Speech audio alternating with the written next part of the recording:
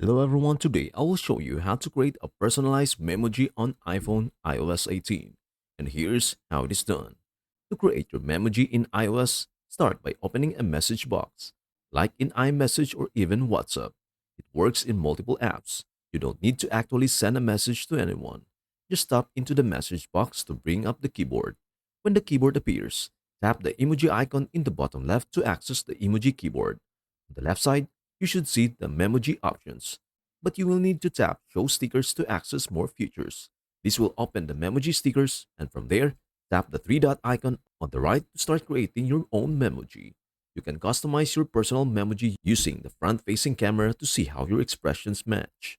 Take your time to explore all the customization options, like hairstyles, facial features, and even clothing. Once you are happy with your creation, tap Done in the top right.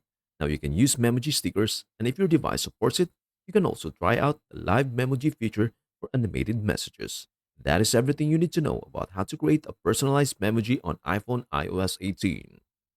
Before we end, may I humbly ask you a favor? Please do like, share, and subscribe to our channel. This means the world to us. Thank you so much for watching. We hope to see you in our next video.